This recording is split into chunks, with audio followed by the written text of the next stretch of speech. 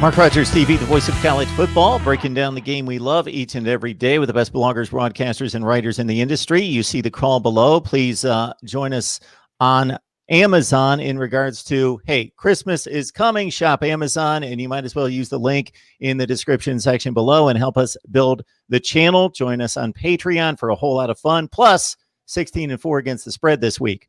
All right, Justin, Jim Harbugh. Please explain to all of us, because the comments probably inundate you 10 times more than they inundate me almost on a daily basis. Fire him. He's got to be gone. Please explain to us why he will not be fired in 2020. And then go into 2021.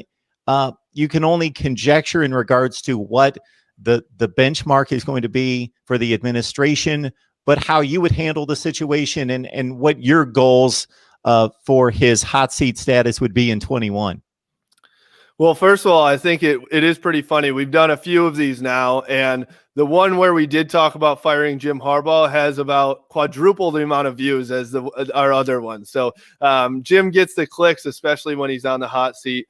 But yeah, I think that the whole fan base is already looking at who can Michigan go get to replace Jim Harbaugh. They're talking about Matt Campbell. They're talking about Luke Fickell. I've even heard Urban Meyer out there, which is, I don't think, realistic in the least bit, but fans love to talk about things like that.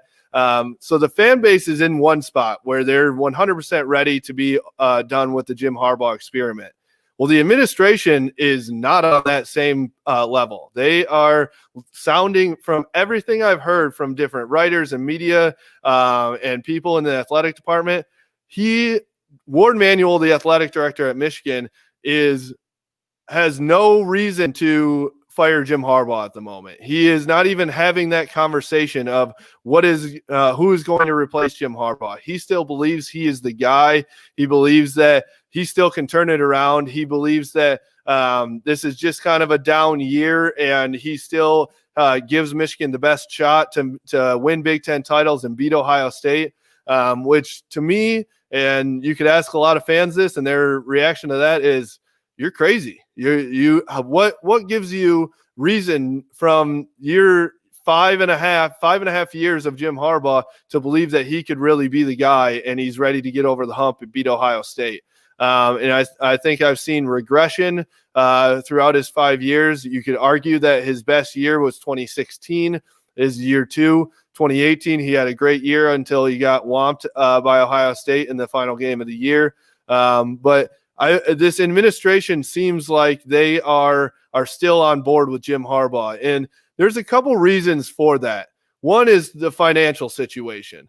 I believe we've talked about this in the past, but Michigan, just like any other university, because of the pandemic, had to lose a lot of money because of college football being canceled. They haven't had fans for any of their games. It's a shortened season, so not as much money coming in from TV. They've had to force pay cuts in their athletic department and lay off some people.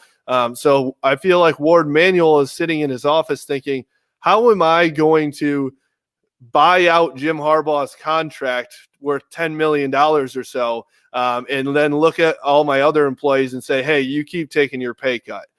So that's number one, the number one reason for me. The other reasons, I believe, is recruiting. They don't want to take a dip in recruiting here and start all over. It is hard to start all over with a new coach. And Jim Harbaugh has produced some really good recruiting classes. They have J.J. McCarthy coming in, who's one of the top quarterbacks in the nation, 5-star. I think they're looking at that and saying, well, I don't want to lose that guy because he could be the game changer. He could be our Trevor Lawrence or Justin Fields. So that's one thing they're looking at. I also think that they just they believe that Harbaugh is a Michigan man. They keep talking about they want somebody in here that is a Michigan man, and some people have different perceptions of what that means. Some people think, oh, that means that he has to have ties to Michigan, and then others and I think this is the more true case, is a Michigan man means he has the values of Michigan. He's not willing to be, I don't want to put this out there, but an SEC guy that is, willing to get dirty and drop the bags and things like that. It's a Michigan man that is, values academics up in Ann Arbor. So that's what they're looking for, and they still feel like Jim Harbaugh is that guy. He has the love for the university, and they don't see, and I understand this. Who out there do you think could give Michigan a better shot immediately than Jim Harbaugh? And so I believe that he has struggled, and maybe it is a time for a change of scenery. But I think that Jim Harbaugh is still, to the administration's eyes, gives them the best chance to win right now, which is kind of where they're at. I also think on the other side, Jim Harbaugh is not getting many offers at the moment. I wouldn't imagine. I don't know this. I haven't talked to Jim or any NFL teams, but I don't believe that any NFL teams are knocking down his door to try and get him to come play for them. And the same for other college football programs. So they're both pretty happy still with where they're at, which is kind of crazy to think, because the rest of the fan base and us and the media are thinking it's got to be over with. They got to make a move. So interestingly enough, that's still where they are at in middle of the way through 2020. Justin, last time we talked, you addressed the fire, the passion, the fight that you saw in Jim Harbaugh, and we all did, his first few years at Michigan, and how that has waned through the years. Of course, that's an opinion. That's just perception. We can't get into the heart and the mind of the man to understand his variation of incentive or motivation or work ethic. It seems to all be there. Aside from, yes, I certainly agreed with your analysis of just the observation on the sideline and the day-to-day rhetoric coming from him versus what it used to be. There was a play it was one of the many jumping off sides by a defensive lineman, and I thought it was Kwity Paye. He came to the sideline, and in response to either Gray or Green's delivering a decent pass breakup, it wasn't a great play. The ball was late. It was underthrown. He was right there. He broke it up. He did his job.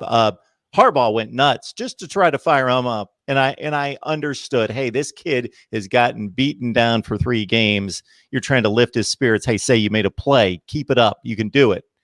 Kwity Paye came to the sideline after jumping off sides. And here's a veteran. I could understand first game, second game, third game, freshman. Okay, this is what you need to do. You gave him a little pat on the rear and just kind of hugged him almost.